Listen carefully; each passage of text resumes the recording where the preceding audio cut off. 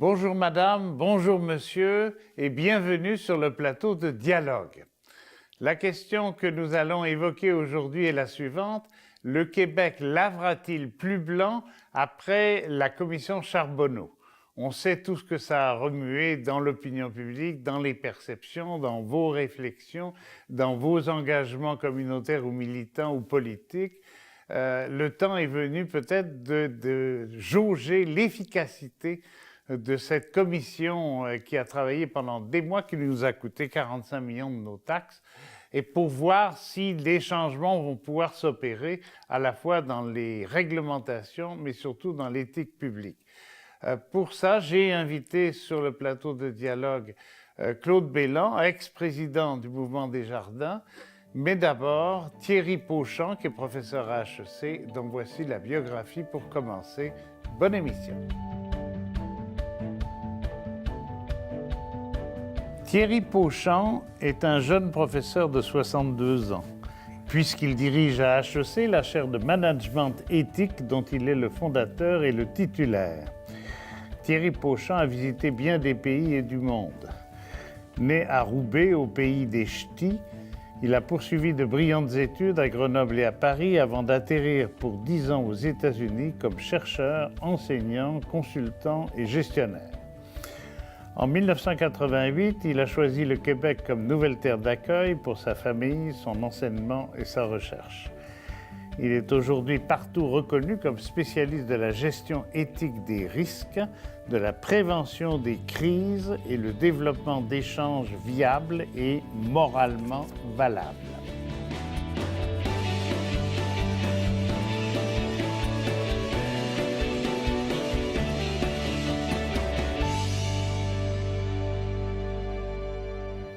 Alors, la question de l'émission, bonjour Thierry. Bonjour. La question de l'émission, c'est le Québec lavera-t-il plus blanc après la commission Charbonneau?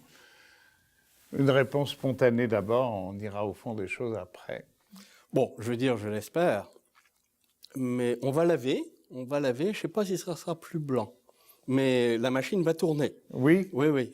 Ça va brasser. Ça va brasser. OK. Maintenant, est-ce que ça va bien fonctionner et ça va être plus blanc qu'avant? À voir. Alors, j'ai pas tout relu.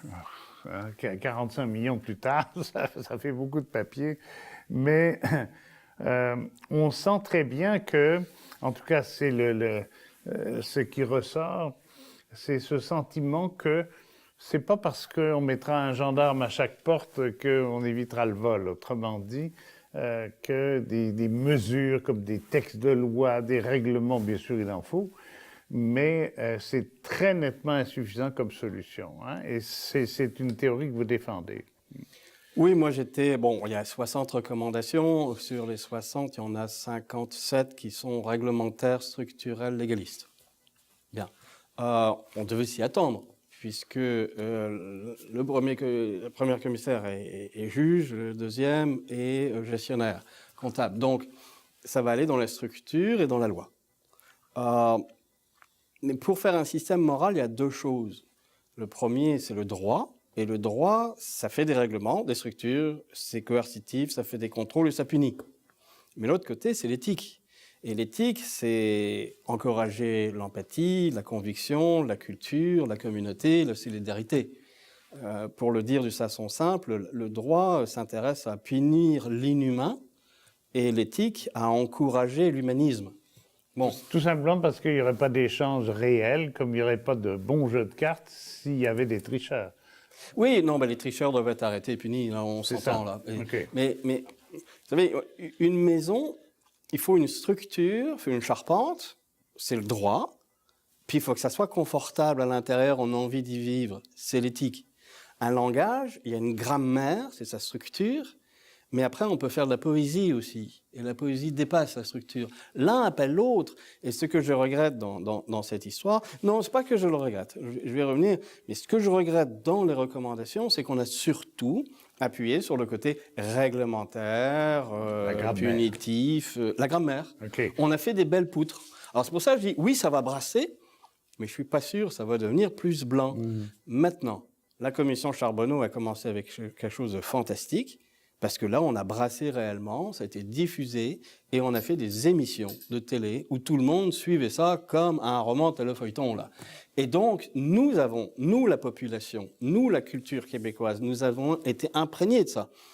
Ça fait du dégoût, ça fait de la colère, ça fait du cynisme, mais au moins on s'est rendu compte qu'il y avait quelque chose là qui se passait, quelque chose de gros et quelque chose qu'il fallait arrêter. Et ça, c'est très bon parce qu'on a touché au point de vue culturel. Donc la commission Charbonneau, pour moi, a fait son meilleur travail avant qu'elle dépose son rapport. Okay. Et son rapport est contrebalancé, si vous voulez, avec tout le bien qui s'est passé. Donc on n'a pas perdu notre argent pour rien. Okay. Autrement dit, quand M. Charest a résisté pendant 2 ans à l'idée même de répondre à la demande d'une dame de la CAQ, hein, si je me rappelle bien, donc de partir une commission, c'était pas seulement pour cacher des turpitudes du Parti libéral, c'était aussi parce qu'il savait que, enfin, il redoutait cette conscience collective qui risquait d'ailleurs de le renverser, ce que les événements ont prouvé, d'ailleurs. Oui, et puis une commission est médiatique, c'est-à-dire oui, elle est partagée dans la population. Et quand on veut travailler le tissu social, il faut partager ça avec la population. S'il y a simplement des enquêtes policières, on voit rien, là. On va avoir une nouvelle ou deux nouvelles, etc. Tandis que là, c'était inondé dans les journaux, sur les médias sociaux, à la télévision, etc., à la radio. On en a parlé beaucoup et je crois que ça fait beaucoup de bien de réaliser l'ampleur, les mécanismes, et puis de regarder que quelqu'un met son argent dans ses chaussettes en disant que c'est le bon endroit pour mettre son argent, quoi. Enfin, c'était truculent aussi, mais parlant aussi dans la société dans laquelle on vit. OK. Quand vous parlez de culture, là, vous avez fait une image au niveau de la poésie, vous avez fait une image au niveau du confort. Vous distinguez ça de la société. La société, c'est les mécanismes, les institutions, oui, etc., ce que vous appelez la structure. La culture, ça fait partie du domaine, ça implique les comportements, bon, mais ça implique le long terme. Autrement dit, il va falloir combien de générations pour arriver véritablement à... Parce qu'il y a une culture en ce moment, c'est la culture du détournement, c'est la culture du lobbying, c'est la culture des pressions des groupes d'intérêt. En fait, il faut changer de culture, c'est pas rien.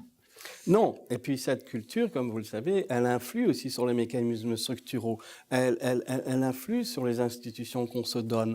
Les valeurs que nous portons deviennent des normes. L'un appelle l'autre, vice-versa, d'un côté positif ou d'un côté négatif. Et oui, un changement culturel met plus longtemps à s'effectuer. La révolution tranquille du Québec a mis du temps à s'effectuer. Et en effet, elle a enfanté des structures, des institutions, etc. Mais ce que je regrette aujourd'hui, c'est qu'on essaye de modifier la culture par de la structure. C'est l'inverse qui devrait se passer. Et bien, c'est le choix que nous avons fait. On va brasser. Il y a des gens qui vont se faire arrêter. Ça, on n'a pas fait ça tout pour rien. Et heureusement qu'il y a eu tout ce qui s'est passé avant de diffusion dans la culture. Ça, c'est très important pour moi. OK. Autrement dit, on a touché à la morale et surtout à la société civile, le téléspectateur qui regarde ça et qui ne se prend pas pour un autre, qui n'est pas forcément lui-même « Ah, ils ont bien fait les filous, ils ont réussi ce que moi je raterais probablement. » Mais il y a des interventions qui pourraient être faites. Là, par exemple, c'est dommage que l'un des bouts culturels qu'ils ont, c'est de dire, bon, les gens qui vont s'occuper des dossiers municipaux pour les travaux publics vont devoir suivre un cours de gouvernance et de déontologie. On est encore dans la structure, là. Gouvernance et déontologie, on est encore dans la structure.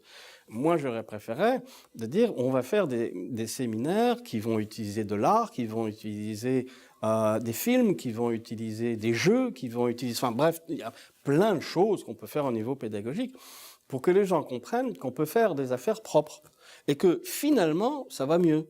Après, quand on fait des affaires propres, on n'est pas obligé en affaires de tricher pour gagner sa vie. On peut gagner sa vie honnêtement et même très bien en faisant des choses propres. Mais ça, on n'y touche pas. Alors, on va le couvrir avec de la gouvernance et de la déontologie. La déontologie, c'est le bout légaliste de l'éthique. Alors, ça y est, on répète de la structure. Et je ne pense pas que ça va aider. D'expliquer aux gens pourquoi il y a des gens qui se sont fait mal sur un trottoir mal fait, de les mettre en contact avec la douleur des gens, de Madame Tremblay qui est descendue de son trottoir, qui s'est cassé la cheville, qui a dû aller au CLSC, à l'hôpital pour... Ça, c'est intéressant parce que les gens, à ce moment-là, voient que en trichant à la mairie ou dans un autre endroit, voilà ce que ça s'est passé. Et à ce moment-là, vous retissez une communauté. Sinon, vous utilisez des structures pour essayer de diminuer l'individualisme. Okay. Mais ce n'est pas ça qui refait une société. Autrement dit, vous faites appel à un courant empathique pour que les gens sentent et ressentent finalement. Dans un texte que j'ai lu de vous, vous dites précisément au niveau de la culture que ça ne dépend pas seulement des magistrats et des policiers, et pas non plus des avocats, ça dépend aussi de la morale publique, mais quand vous citez la ville de Montréal, parce que vous parlez d'Enron, vous parlez aussi d'une autre compagnie, je ne me rappelle plus, mais pour la ville de Montréal, qui a l'air d'être devenue la capitale de l'immoralité dans ce domaine, dans le domaine des marchés publics, vous citez un spécialiste, un expert, M. Bandoura, qui parle de rationalisation, c'est-à-dire vous savez, la rationalisation au sens psychiatrique. C'est-à-dire, ah ben oui, je ne l'ai pas fait exprès, voilà pourquoi je l'ai fait, puis alors la raison sert de prétexte finalement, de rhétorique au lieu d'une vraie rationalité qui explique les choses objectivement et rationnellement, comme on dit. Autrement dit, c'est raison contre raison. C'est la raison raisonneuse et ratiocineuse, et puis de l'autre côté, c'est la raison raisonnante, quoi. Il y a des phénomènes qui font un désengagement moral. C'est-à-dire que la majorité des gens, 97 à 98% des gens, ne sont pas psychopathes. Et la psychopathologie, on peut les aider. Il y a un système psychiatrique, psychologique, médical qui peut prendre en charge ces gens et les aider à sortir de cette psychopathologie. Mais quelqu'un qui n'est pas psychopathe, quelqu'un qui est un être normal, va ressentir le remords, la culpabilité, le dégoût, etc., etc. Malheureusement, il y a des cultures perverses, et si vous mettez dedans la mafia, etc., qui font que quelque chose qui semble dégoûtant, anormal, immoral, devient normal, moral, pas dégoûtante. Et alors, ça touche les comportements, ça touche les responsabilités des gens, ça touche les conséquences de ce qui se passe, ça touche les victimes. Et tout ça, ça va diminuer. Par exemple, on peut excuser la mafia, ça s'est fait durant la commission Charbonneau, en disant « ouais, ils étaient de la mafia, mais franchement, ils agissaient comme des gentlemen ». Regardez le discours. On vient, avec cette phrase-là, de dire « finalement, les mafiaseux, ils sont cool ». Ou ouais, c'est vrai que j'ai pris cet argent, mais j'étais le dépenser au casino, alors finalement je le redonnais, quoi. Donc j'ai bien fait, ça veut dire ça cette phrase, j'ai bien fait de prendre cet argent puisque je le redonne aujourd'hui à la société. Applaudissez-moi, bravo. Alors vous voyez, il y a une espèce de renversement moral qui se fait. Le problème, quand ça devient culturel et quand ça devient dans une organisation, c'est que tout le monde va faire ça. Et il y a des gens qui vont le renforcer. Et quand vous mettez des leaders qui renforcent ça aussi, de dire « c'est normal de descendre dans le parking, il y a des cadeaux pour Noël, prends donc ta bouteille de scotch ». Et alors, il y a toute cette chose qui se met. Et après, quand vous mettez des criminels qui vont dire « si tu n'obéis pas, toi, tu vas te retrouver 6 mètres en dessous du béton », disons que ça fasse une certaine pression sociale très importante. Maintenant, sur Montréal, arrêtons là. Moi, j'ai regardé là-dedans. Ça se passe en finance, ça se passe dans l'automobile, ça se passe à New York, ça se passe à Paris, ça se passe à Jakarta, ça se passe à Montréal. Il faut arrêter aussi de nous regarder le nombril du monde en disant nous sommes la capitale du vice, etc. C'est juste pas vrai. Par contre, des villes comme New York ou comme d'autres, Singapour, ont des systèmes, à mon avis, plus efficaces que les nôtres parce qu'ils ne touchent pas simplement le tissu légal, la structure légale, mais aussi la structure sociale. Eux rentrent dans la culture. La ville de New York fait 4600 séminaires par année pour démontrer aux gens qu'on peut faire des affaires de façon correcte. Moi, j'attends qu'on le fasse ici aussi. OK. Autrement dit, il y a tout un travail éducatif pour, en quelque sorte, repartir une mécanique mécanique mentale, de représentation, d'explication, d'analyse, qui a l'air d'être bloquée, gelée par la malice des bandits dont nous parlons, et en particulier d'ailleurs des cadres intermédiaires. On a l'impression que ce qu'on a vu, peut-être que c'est dû à cause du maire de Laval, mais ce qu'on a vu et ce qu'on a entendu, c'était des braves gens, la plupart du temps intermédiaires, qui disent par exemple, bah oui, après un bon repas, du bon vin et quelques bons arguments solides, je ne devrais rien, je pourrais refaire mon jardin ou racheter une partie de mon hypothèque. Enfin bon, et donc j'ai pas résisté. On dirait que c'est des lampistes aussi. Oui. Hein, oui. C'est pour ça que moi, dans les études qu'on a fait, puis on avait envoyé à la commission Charbonneau, on a dit, écoutez, entraînez donc vos gens à la criminatologie, entraînez les gens à l'anthropologie, entraînez les gens à la psychopathologie pour qu'ils puissent détecter des choses comme ça. Comment ça se fait qu'on a laissé passer des gens qui étaient réellement pas bien dans leur peau et puis qu'on leur donnait des postes importants? Là, ça se détecte, là. Mais ça prend un doigté, ça se prend un senti. Sharon Walkings est la dame qui, dans la firme Aaron, a tiré la sonnette d'alarme là, en disant, écoute, il se passe des choses absolument effroyables. Et elle a un test qui est intéressant. Autour de la machine à café, de quoi les gens discutent?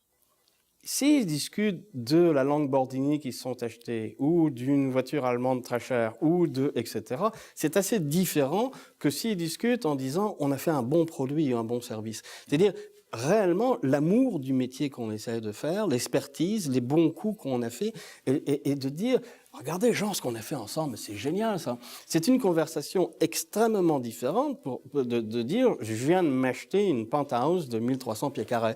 Alors, c'est ça qu'il faut capturer. Et malheureusement, dans la commission Charbonneau, il n'y a rien sur cette capture anthropologique de la culture.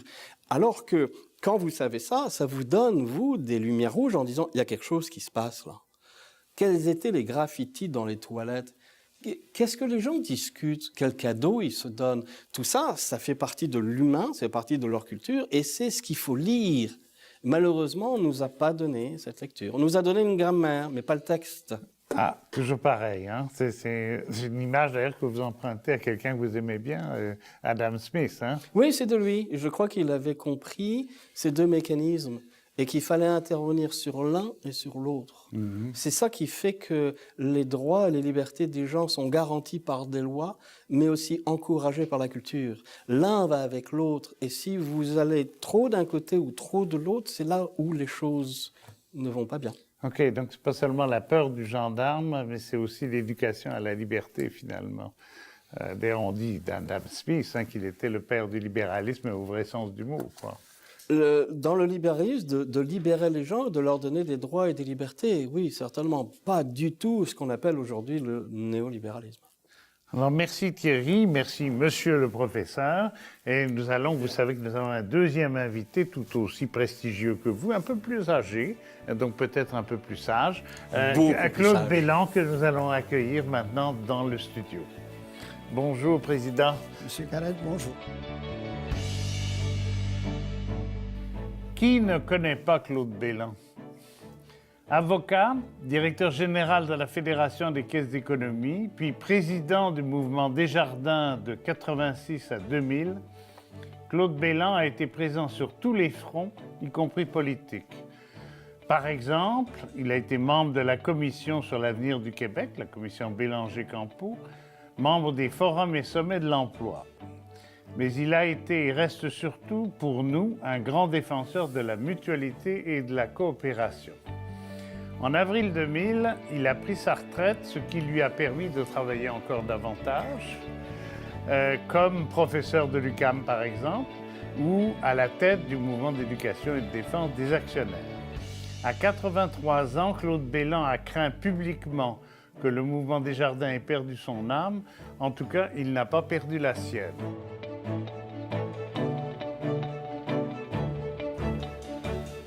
Alors, Monsieur Bélan, bonjour. Merci d'être avec nous suite à l'entrevue que vous avez entendue d'ailleurs du professeur Thierry Pauchant, et on va le retrouver tout à l'heure pour la conclusion de cette émission.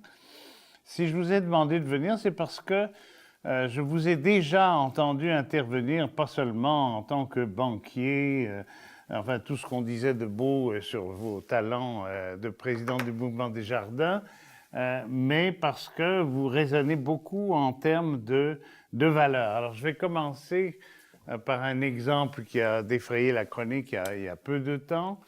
On sait maintenant que les 100 meilleurs PDG canadiens, meilleurs, je ne sais pas, enfin le top 100, gagnent en une journée et demie ce qu'un travailleur moyen canadien gagne en un an.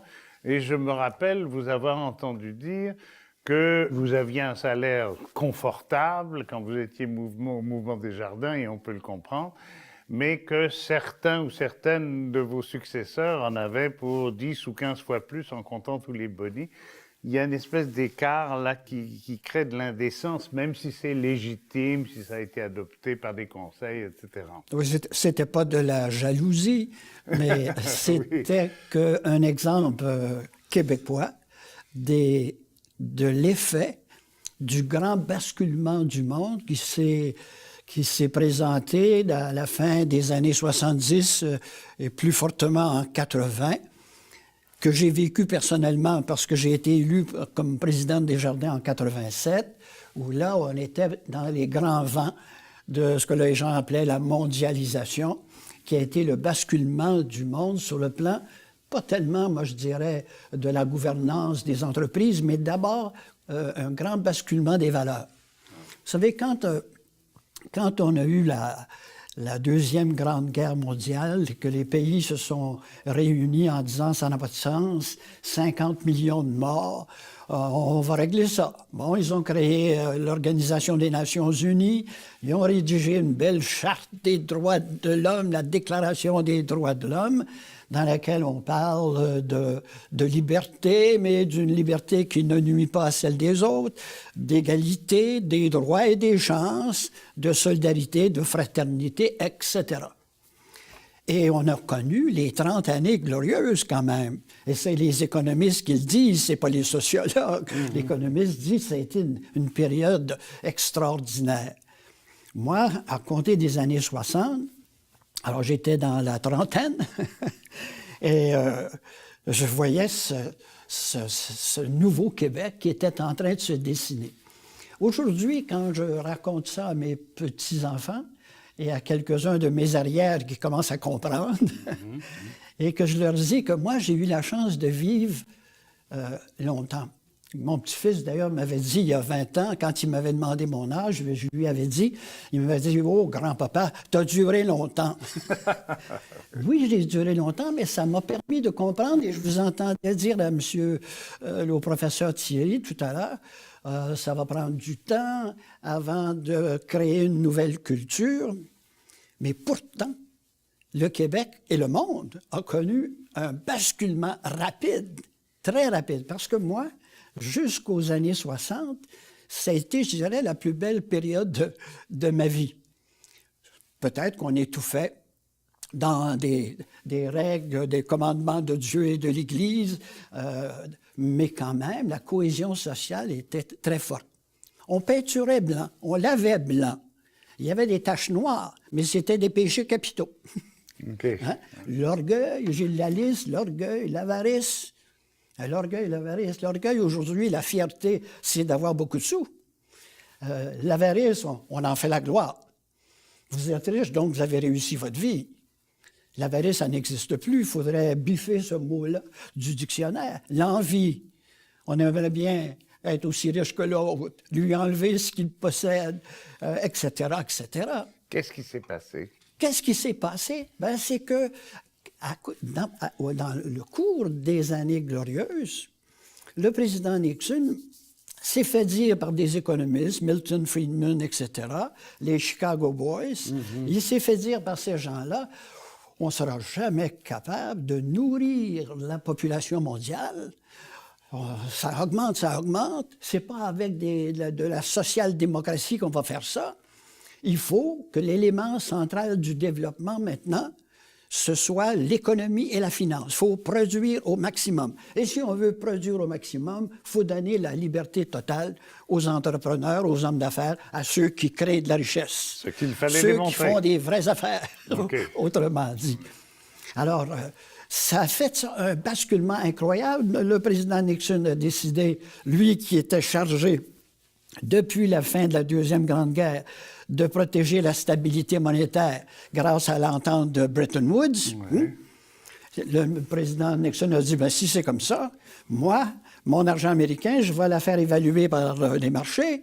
Et pour la première fois depuis fort longtemps, il s'est produit plus de richesse strictement par la spéculation que par l'économie réelle. Et ça, c'est incroyable. George Soros a fait 1 milliard de profits, de création de richesse, sans produire un cure-dent. Juste sur le papier. Juste sur le papier, en misant sur la livre sterling. Et ça crée un monde nouveau. Le nouveau roi, le nouvel empereur, c'est l'argent. Et Alors, autrement dit, pourquoi croire que la modération a bien meilleur goût oui, comment? à ce moment-là? Oui, hein? c'est ça. Il en faut un peu. On a tellement d'argent qu'on ne pourrait pas se modérer quand on le boit.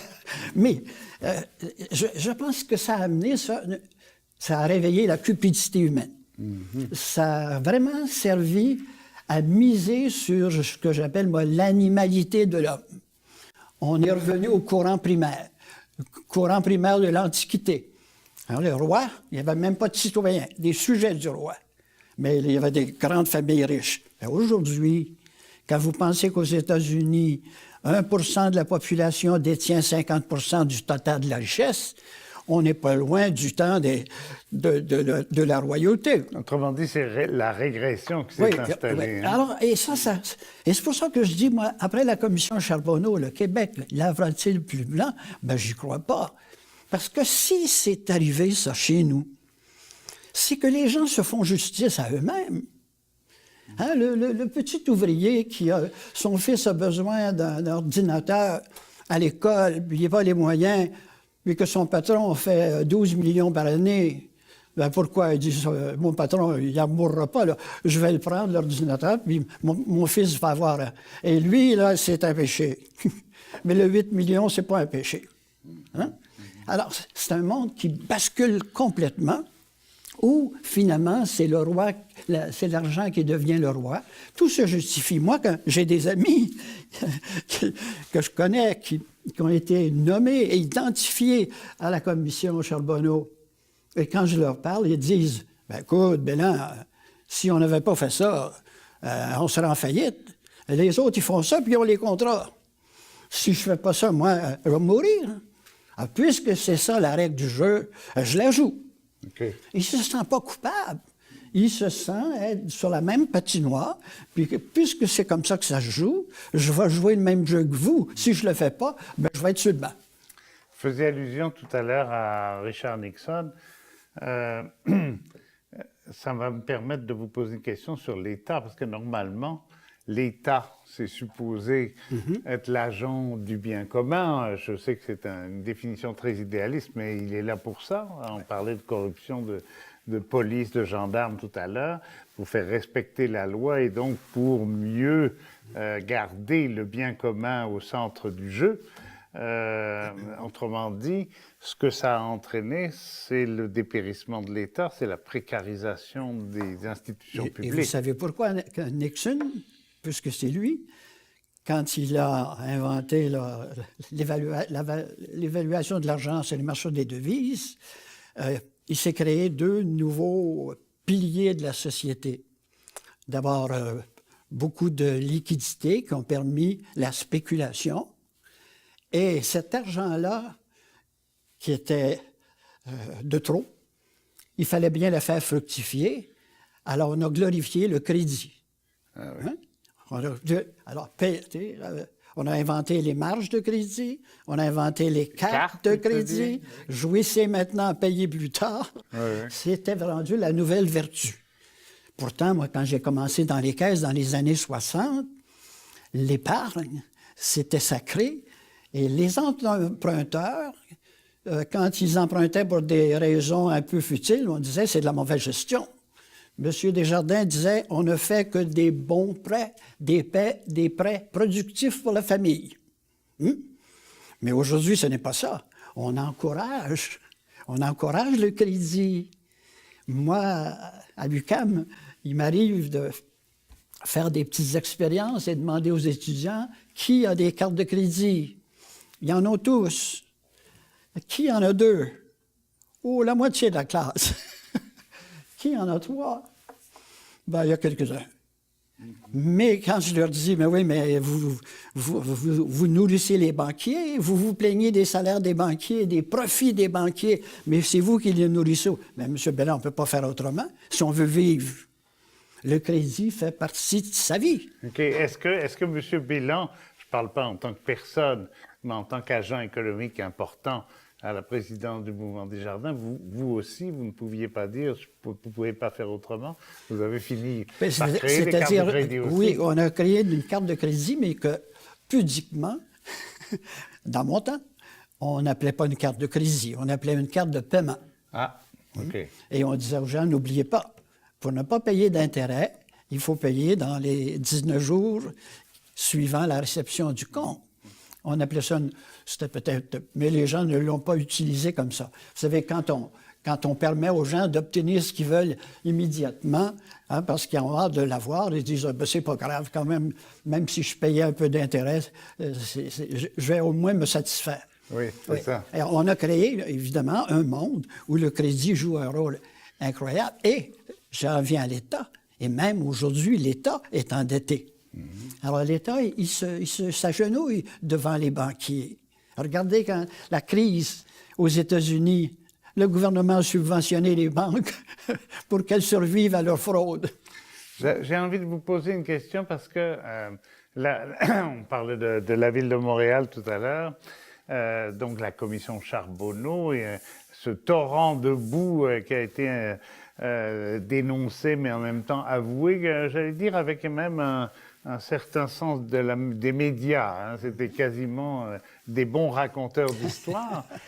Comment se fait-il que s'il y a déjà la liberté des échanges, de la monnaie, le libéralisme, bon, comment ça se fait-il qu'il y en a qui veulent encore plus de beurre?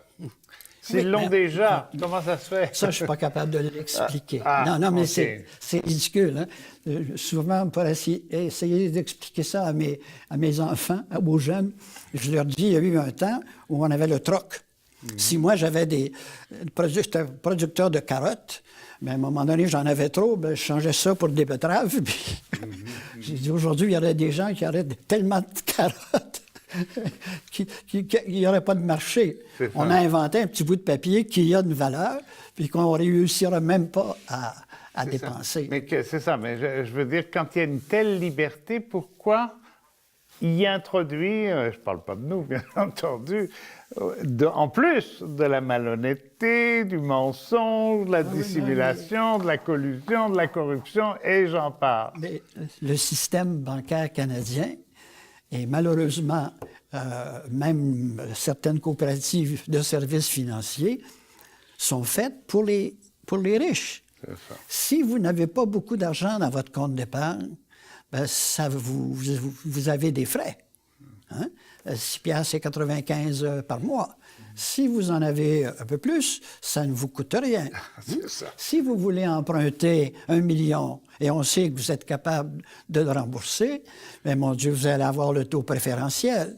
Si vous voulez emprunter 10 000 $, ben, ça va être une carte de crédit, peut-être à 9 %, peut-être à 13 %, mais surtout à 19 %. Donc, pour les moins bien nantis, ça coûte plus cher de faire affaire avec les banques. Le riche, ça coûte moins cher. C'est l'inverse. Je me souviens, moi, quand j'ai été élu président pour la première fois, en 87, j'avais eu la visite d'un ordre professionnel. Et le président me disait, M. Belland, on a remarqué que chez nous, 80 % de nos membres sont membres de caisses populaires.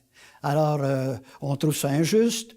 Vous ne nous accordez pas de bénéfices parce qu'on est des bons déposants, on est parmi les plus riches de la société. On veut avoir une carte qui nous identifie dans les caisses. À cause de l'autonomie des caisses, on n'est pas capable de faire valoir notre pouvoir d'achat, disait-il, et on veut des taux meilleurs. Je lui avais dit, on ne fait pas ça chez Desjardins, je regrette. Mais si votre dépôt à terme est de 1 000 ou de 100 000 c'est le même taux d'intérêt, au nom de l'équité. Il y avait même des gens chez nous qui disaient à l'époque, pourquoi on n'en donne pas plus aux petits épargnants pour qu'ils deviennent un épargnant moyen? Ben oui. Mais ça, on ne l'a jamais fait. Alors, je lui ai dit, je regrette, on ne fait pas ça. Or, je rapporte ça au conseil d'administration la semaine suivante. Et autour de la table, j'avais 2 gérants de caisse. On les appelait des gérants dans le temps. 2 gérants de caisse qui disent, Monsieur Belin, on a peut-être honte, mais on le fait déjà. Puis on est en train de perdre nos grands déposants. Et là, ça a été pour moi comme un choc parce que je me dis, mais comment je vais faire si ces valeurs fondamentales de la coopération est en train de quitter la moralité de nos membres les mieux nantis? Et la suite de ça, c'est qu'on a été obligé de le faire. Parce qu'il faut bien avoir de l'épargne si on veut prêter aux petits. C'est ça. Et le plus riche disait, bien, si vous voulez avoir mon argent, il faut que vous me payiez plus. OK. Il y a eu un changement de valeur OK. incroyable. OK. On en reparlera tout à l'heure, mais il va falloir à un moment Oui. qu'on fasse quelque chose. On a déjà frappé un mur en Oui, 2008. mais là... ce que je déplore, puis c'est que c'est pas ça. Moi, j'ai été chanceux dans ma carrière. Quand j'étais à l'école, quand j'étais au collège, on enseignait au collège, à l'école, les mêmes valeurs que mes parents m'ont enseignées. Il y avait une continuité incroyable. Okay. Mais aujourd'hui, le savoir-être, hein, quand j'ai fait mon cours chez les Jésuites, on apprenait à apprendre. On apprenait des bons citoyens. Le reste, c'était notre responsabilité. Mais aujourd'hui, dans nos maisons d'enseignement, on insiste tellement sur l'employabilité. On va te trouver une job. On va te faire travailler. Hein? C'est le savoir-faire. Mais pendant ce temps-là, l'humanité, qui est pourtant très vieille, l'humanité n'a pas appris à vivre ensemble. C'est incroyable, ça. C'est incroyable. Un animal raisonnable qui n'a pas réussi. Apprendre à vivre ensemble. Apprendre à vivre ensemble, oui. Alors, si vous voulez bien, on va se rediriger vers la table du début pour un multiple dialogue avec Thierry Pauchon.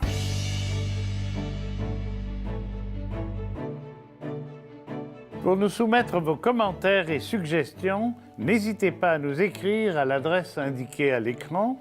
Visitez aussi notre site Internet ou notre page Facebook pour des suggestions de lecture en lien avec le sujet de l'émission et pour des séquences vidéo inédites.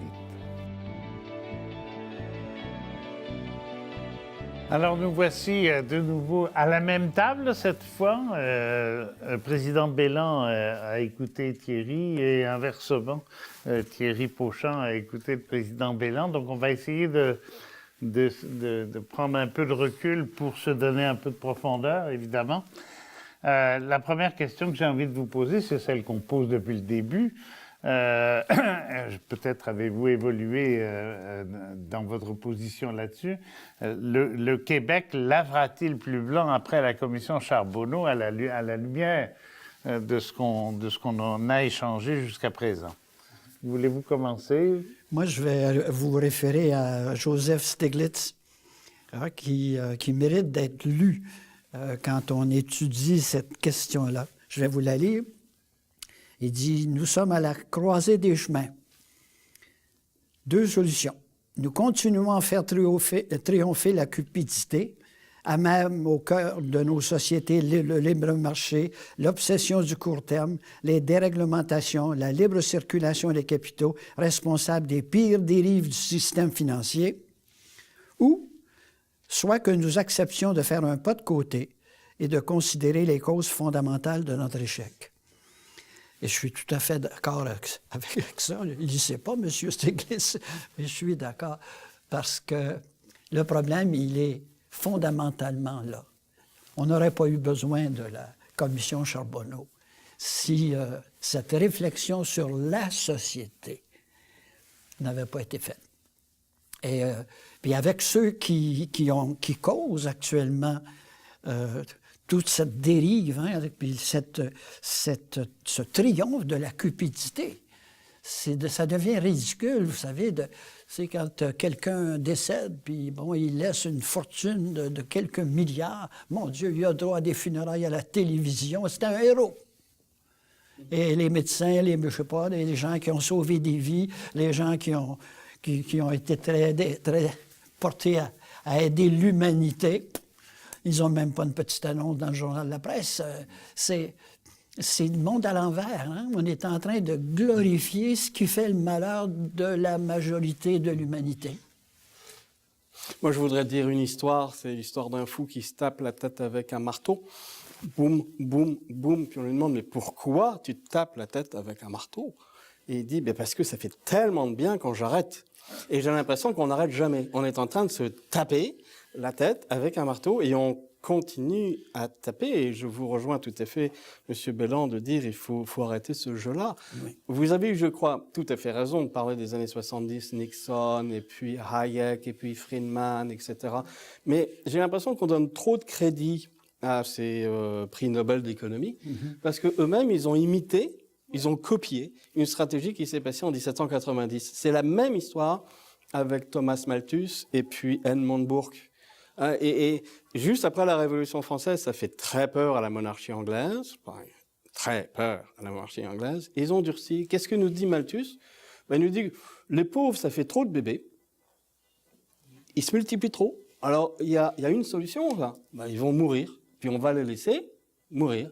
Et Edmund Burke va rajouter là-dessus, néoconservateur, en disant, Dieu lui-même le veut, parce qu'il les a fait naître pauvres, et donc, ils ont le droit de mourir parce que Dieu même le veut. Et c'est parti. Et on est parti spéculation, etc. 1790 a été... Alors que on voulait à ce moment-là les libertés, l'égalité, un État fort, la société civile, tout ça c'était en place, là. Mais à ce moment-là, une nation puissante l'avait fait en disant voilà ce qu'on veut faire. Et ça a été pire. C'était pire. Autrement dit, c'est une vieille histoire. C'est une vieille histoire. Il va falloir l'adresser, cette histoire. Et vous avez raison de dire que Stiglitz ou Amartya Sen, ou etc., veulent remonter là-dedans. Nous avons besoin de cette mémoire historique pour dire le virage a été pris où? Et dès qu'on sait où le virage il a été pris, peut-être on peut l'adresser. Mais généralement, on le date simplement des années 1970, où là, évidemment, il y a eu un virage qui a été pris aussi. Mais j'ai l'impression qu'on était déjà sur cette route complètement folle de spéculation, etc., qui malheureusement fait nos problèmes aujourd'hui. OK. Autrement dit, ça fait 200 ans qu'on manque de style, même si on a une grammaire. Alors, pour reprendre vos propos de tout à l'heure, j'ai l'impression, deuxième question, que c'est la démocratie qui en prend un coup, là. Tout à fait. Parce que la démocratie, c'est le gouvernement des gens de bon sens et des gens ordinaires impliqués par la vie collective comme ils le sont par leur destin individuel. Oui, tout à fait. Et qu'on a glissé vers une espèce d'oligarchie, et encore pas la meilleure, pas l'oligarchie des artistes ou des professeurs. Oui, tout à fait. Je vais vous donner deux exemples. Je vais donner l'exemple de déjà la démocratie, moi, ça me fait toujours penser à la participation citoyenne. Il n'y a rien comme donner aux citoyens certaines responsabilités. Le succès de Desjardins, par exemple, a été fait... M. Desjardins était un génie sur ce plan-là. Il disait, chaque paroisse, ils vont avoir sa caisse, ils se connaissent, ils vont s'entraider, ils vont faire en sorte que tout le monde soit heureux. Et ça a donné des gens que, pour la première fois dans l'histoire du Québec, les Québécois commençaient à comprendre que c'était pas si compliqué, la finance. On pouvait porter jugement là-dessus. Hein? Ça, c'est très, très, très important. Et je regarde le gouvernement actuel, sa solution, c'est que la participation citoyenne, c'est une perte de temps. Et aux États-Unis, je lisais dans la revue Harvard un professeur qui dit, écoutez une minute, là, on fait venir n'importe qui. On demande un permis pour conduire une automobile. On pourrait peut-être demander un permis pour conduire les gens dans la salle de votation, hein, monter à ce qu'ils sont capables de voter. Imaginez, on est rendu à considérer des sujets du roi, là. Eux autres, ils ne sont pas capables de décider. On ne dit pas on va les informer, on dit on va leur enlever le droit de donner leur opinion. Quand Stiglitz dit on va faire un pas de côté, j'aimerais ça savoir qu'est-ce qu'il veut faire sur son pas de côté. Est-ce qu'il veut regarder ces questions-là ou s'il veut dire on va taxer davantage les riches? ça donnera rien, ça, à mon point de vue. Autrement dit, comment on peut faire ce pas de côté? Quand vous parliez du mouvement des jardins tantôt, je pensais à, c'est un sociologue allemand du 19e siècle, je cherche son nom, mais je ne le retrouve pas, qui distinguait la communauté et la société. Je me disais, la caisse populaire, c'était la caisse d'une communauté. Le mouvement des jardins, c'est la banque d'une société un peu avant-gardiste, un peu plus ouverte, etc. Bon, alors ce passage, est-ce qu'on devrait revenir en partie au local, développement local, à la communauté qui se prend en charge et non pas à une technocratie qui va vous mettre un guichet automatique, quoi? Je pense, moi, qu'il faut responsabiliser les citoyens, ne pas en faire simplement des consommateurs. Être citoyen, c'est assumer des responsabilités de citoyenneté, des responsabilités de vivre ensemble. J'ai une responsabilité de mon voisin. Si j'ai le sens démocratique, je veux m'assurer que dans ma communauté, quand je fais quelque chose, mon père m'avait expliqué ça. Quand je lui avais demandé qu'est-ce que c'est l'éthique, papa, il m'avait dit, avant de parler ou avant de faire quelque chose, demande-toi si tu nuis à quelqu'un. Et si tu nuis à quelqu'un, dis-le pas ou fais-le pas. C'était sévère. C'était sévère, mais ça me disait, préoccupe-toi des autres, parce que si tu penses juste à toi, tu n'iras pas loin. OK. Tout à l'heure, M. Belland, vous avez eu, je crois, tout à fait raison de dire que cette influence du crédit, cette multiplication du crédit a cassé énormément de choses. Et si on regarde l'économie politique d'avant 1790, ce sont des gens qui disent, pour s'enrichir et pour vivre mieux, il faut épargner. Mm-hmm. Ils ne disaient pas il faut consommer, ils disaient il faut épargner, pour deux raisons. Parce que quand vous épargnez, vous pouvez prendre cet argent et le placer et vous allez avoir un rendement du marché réel qui va vous rapporter quelque chose et donc vous allez pouvoir prendre une retraite ou assurer vos jours, etc. parce que ça va rouler. Et deuxièmement, parce que épargner, ça veut dire investir dans l'économie réelle et donc vous créez de l'emploi. Parce que cet argent qui part pas sur des biens de luxe, etc., va réellement faire tourner l'économie dans un sens solidaire. C'est-à-dire que l'un amène l'autre, qui amène l'un, qui amène l'autre. C'est une roue qui tourne. On a cassé cette roue. Et aujourd'hui, cette société d'ultra-consommation, c'est pas vrai qu'elle investit autant dans l'économie réelle. C'est plus vrai du tout, ça, aujourd'hui. On fait énormément de l'argent avec de l'argent en spéculation, vous l'avez très bien dit tout à l'heure. Et donc, de recommencer à avoir une autre économie politique, peut-être en dehors des grosses batailles idéologiques, droite-gauche, Piketty, à un certain moment, où vous mentionnez Spirlich, et là, je me permets de mentionner Piketty, il disait, l'économie, vous ne pouvez pas la casser de l'anthropologie, de l'histoire. C'est une science sociale, il faut prendre toutes ces sciences sociales. Je crois qu'il a tout à fait raison. Et de retourner, de voir où ce virage a été pris, où cette roue a été cassée, ça nous aiderait énormément. Oui, Ça serait ça, le fameux pas de côté. Hein. Oui. On sort de la COP 21. Où là, quand ça a commencé, enfin c'est une longue histoire, mais quand les 2 dernières semaines, il n'y en a pas beaucoup qui auraient parié sur un succès éventuel avec des gros pollueurs comme la Chine, le Brésil, etc., ou les États-Unis eux-mêmes.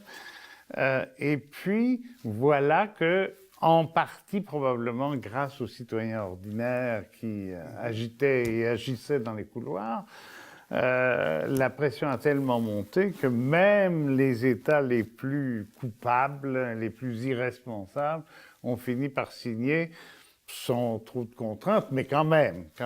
Est-ce que c'est ce genre d'initiative qu'il faudrait développer au niveau de l'économie, non seulement évidemment pour éviter les fraudeurs, la commission Charbonneau, etc., mais pour repartir dans une société qui est au service d'elle-même et non pas au service d'une minorité. C'était un exercice absolument extrêmement périlleux, parce que vous avez grosso modo 200 nations qui vont discuter, des petites, des grosses, des puissantes, des pas puissantes, et dans un couvert de négociations raisonnées. Est-ce que ça a été mieux qu'avant? Oui. est-ce qu'on a réellement avancé? Je ne sais pas, moi je suis sorti de COP21 en regardant, bon, le coupable c'est le charbon, on va arrêter le charbon, puis on peut faire du pétrole, mais le gaz naturel c'est mieux parce que c'est du pétrole raffiné, ça, c'est pas polluant. Hein. Et le charbon, non. Alors, on a au moins fermé cette porte-là. Je comprends qu'il y a un désinvestissement qui se fait sur l'énergie fossile fort aujourd'hui des universités, mais on est encore loin, loin du compte. Mais l'idéal est là. Et c'était l'une des premières fois où les nations du monde se sont rapprochées pour essayer de faire quelque chose en commun. Ça, c'est très beau. Et c'est très nouveau aussi. Et que, après les fois où ça s'est cassé la figure, ils ont au moins réussi à accoucher d'une chose. C'est très beau aussi. C'est très encourageant. Parce que quand on regarde... revenons au problème de la corruption. Et ce que vous avez dit finalement, c'est pas qu'il y a des esprits tordus et des âmes noires comme on le savait quand on avait 20 ans au collège. On nous apprenait ça, qu'il y avait des bandits puis qu'il fallait... Bon, c'est bien plus parce que le libéralisme à la sauce américaine, là, vous avez raconté le détournement de Bretton Woods, enfin l'opération Nixon dans les années 70. Autrement dit, et je rejoins aussi ce que vous disiez sur la grammaire ou le style, c'est pas juste, autrement dit, d'une façon punitive et en donnant aux juges, y compris s'il s'appelle Madame Charbonneau, les pleins pouvoirs, qu'on va arriver à quelque chose par rapport à la corruption, mais bien en jouant sur le système lui-même qui n'a pas entraîné, autrement dit, des déviances, mais qui a entraîné des conséquences. C'est parce qu'on en est venu très rapidement à des éthiques sectorielles qui contredisent finalement une éthique du bien commun. Okay. C'est très sectoriel. Je suis certain, comme je le disais tout à l'heure, et puis les gens me le disent encore, écoute, Bélan, si je n'avais pas fait ça, ma firme d'ingénieur, elle n'existerait pas. Donc, j'ai joué les règles du jeu, l'éthique de ma profession. On est rendu avec des éthiques sectorielles.